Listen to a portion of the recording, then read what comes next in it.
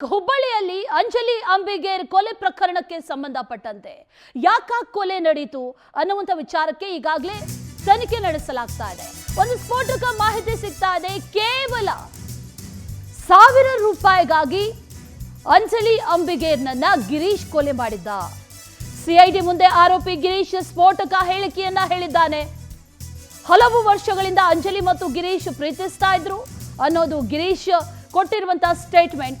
ಮೈಸೂರಿನ ಹೋಟೆಲ್ನಲ್ಲಿ ಗಿರೀಶ್ ಕೆಲಸ ಮಾಡ್ತಾ ಇದ್ದ. ಮೇ 17ರಂದು ಅಂಜಲಿ 1000 ರೂಪಾಯಿಯನ್ನ ಫೋನ್ ಪೇ ಮಾಡಿಸ್ಕೊಂಡ್ರು. ಆ ನಂತರದಲ್ಲಿ ನಂಬರ್ ಬ್ಲಾಕ್ ಮಾಡಿದ್ಲಂತೆ. ಗಿರೀಶ್ ನಂಬರ್ ಬ್ಲಾಕ್ ಮಾಡಿದ್ಲಂತೆ ಅಂಜಲಿ.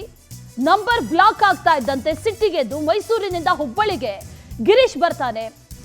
ಬೆಳಗ್ಗಿನ ಜಾವ ಮನೆಗೆ ಬಂದು ಅಂಜಲಿಯನ್ನ ಈ ಹಂತಕ ಕೊಲೆ ಮಾಡಿದ್ದಾನೆ.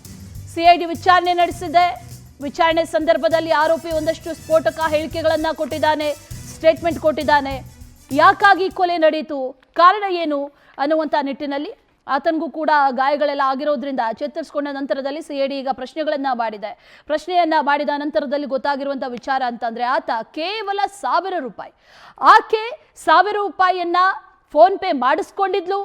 ಫೋನ್ ಪೇ ಮಾಡಿಸ್ಕೊಂಡ ನಂತರದಲ್ಲಿ ಆತನನ್ನ ಬ್ಲಾಕ್ ಮಾಡಿದ್ಲು ಅನ್ನೋ ಕಾರಣಕ್ಕೆ ಆತ ಮೈಸೂರಿನಿಂದ ಹುಬ್ಬಳ್ಳಿಗೆ ಬಂದು ಬೆಳಗಿನ ಜಾವ ಬಂದು ಆಕೆಯನ್ನ ಕೊಲೆ ಮಾಡಿ ಆ ನಂತರ ಪರಾರಿ ಆಗ್ತಾನೆ. ಎಷ್ಟರ ಮಟ್ಟಿಗೆ ಈ ವಿಚಾರ ನೋಡಿ, 1000 ರೂಪಾಯಿಗಾಗಿ ಕೊಲೆ ಮಾಡಿರೋದು ಅನ್ನುವಂಥದ್ದನ್ನು ಆತ ಈಗ ಸಿಐಡಿಗಳ ಮುಂದೆ ಮಾಹಿತಿಯನ್ನು ಬಿಚ್ಚಿಟ್ಟಿರೋದು. ಕೊಲೆಯಾಗಿ 10 ದಿನ ಕಳೀತು.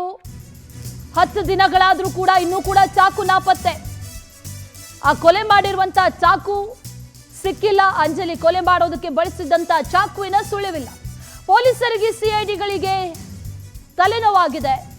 ಹತ್ಯೆ ನಡೆದಂತ ಸ್ಥಳದ ಸುತ್ತಮುತ್ತ ಹುಡುಕಿದ್ರೂ ಕೂಡ ಆ ಚಾಕು ಪತ್ತೆ ಆಗಿಲ್ಲ. ಹತ್ಯೆಗೆ ಬಳಸಿದಂತ ಚಾಕುವಿನ ಬಗ್ಗೆ ಹಂತಕ ಗಿರೀಶ್ ಇನ್ನೂ ಕೂಡ ಬಾಯ್ ಬಿಟ್ಟಿಲ್ಲ. 10 ದಿನಗಳಾಯ್ತು, ಚಾಕು ನಾಪತ್ತೆಯಾಗಿದೆ.